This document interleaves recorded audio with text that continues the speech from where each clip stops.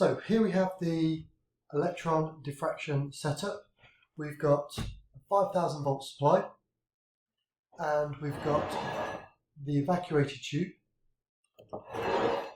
with a Foster screen on the front.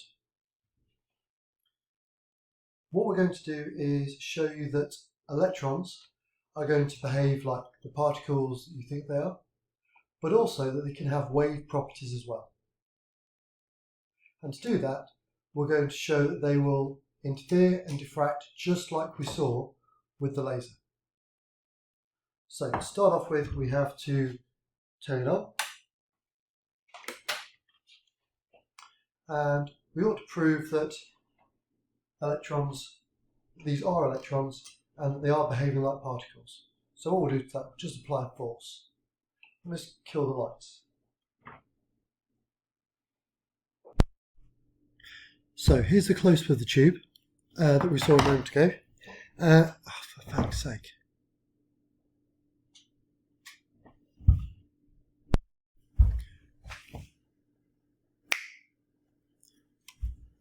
So here's a close-up of the tube that we saw a moment ago, and this glowing you can see here is a filament, a little bit like an old-fashioned light bulb, but it's hot enough that electrons are actually being emitted off it. They're called thermic electrons, and between this wire and the back here we're going to put 5,000 volts. For the moment I've got 1,000 volts, and you can see that there's a green spot just there, and you can even see just as I touch this, because I'm distorting the electric field, I'm getting a little bit of movement on the electrons, so I'm applying a force to them. But here I have some neodymium magnets, so these produce a very, very strong magnetic field. If electrons are moving in a magnetic field, they get deflected. They actually get deflected in a circular motion, and you can see that I'm able to deflect those electrons, so applying a force to them. One of the definitions we have of what a particle is if it is accelerated by a force. So from Newton's second law. So definitely they are electrons. Why the phosphor green is glowing green, you will cover that as part of quantum physics. But if you've done any chemistry, we've done the flame test, it's a very, very similar phenomenon. Now then, other things that you need to know about this. You might be able to see, if we zoom right into this, that there is a series of circles. The furthest circle is just the ring that's applying the voltage, so that's accelerating the electrons. So we've got negative, well, it's actually held at ground at the end, but it could be negative 5,000. So we've got a 0 voltage here, we've got a positive 5,000 volts here. So those electrons are attracted to that positive potential, that positive voltage, and therefore get accelerated to pretty high speeds actually, maybe 10% the speed of light. And then they just keep going. Now another one of these rings that you can see here is actually a thin slither of carbon. And we're going to use that like a diffraction grating, just like we saw with the laser. The speed of the electrons is such that they have a wavelength, just like the laser light.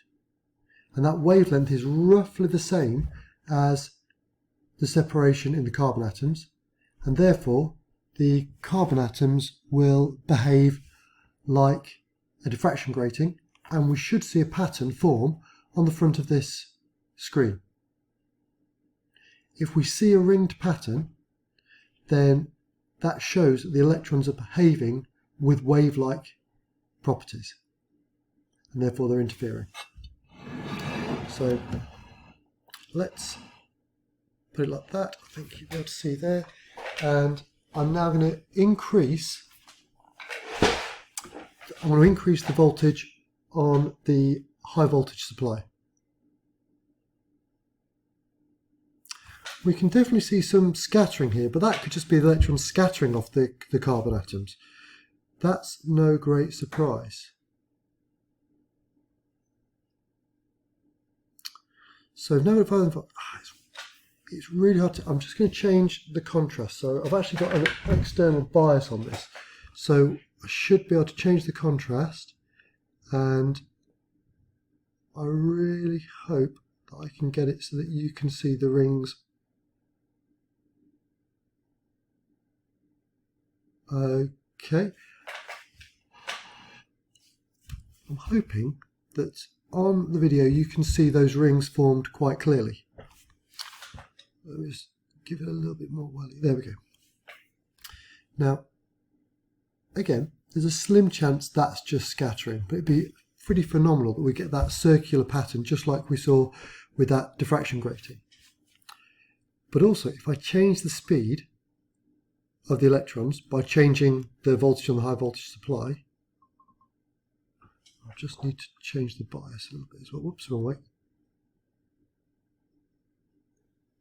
So if I quickly increase and decrease this,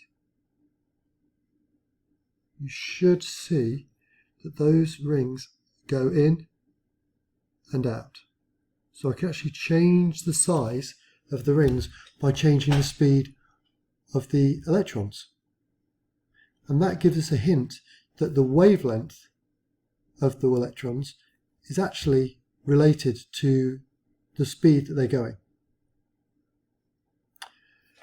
So let's just make sure that I haven't done anything tricky. If these are behaving like waves, they should be producing these rings just like we've seen. Oops, let's get this nicely contrasted. If they're behaving like particles, then they should be able to be deflected by a magnet. And in actual fact, you can see that I can do both. So these electrons are behaving like a wave, interfering in the carbon slither and forming an interference pattern on the front. And they're also behaving like particles because they are being deflected by this magnetic field. So that's a little overview of the electron diffraction experiment. There are lots of versions that you can look at with a greater depth of detail on the internet, and I'll post some links for those. But of course we will be covering this in much more detail in the A-level course.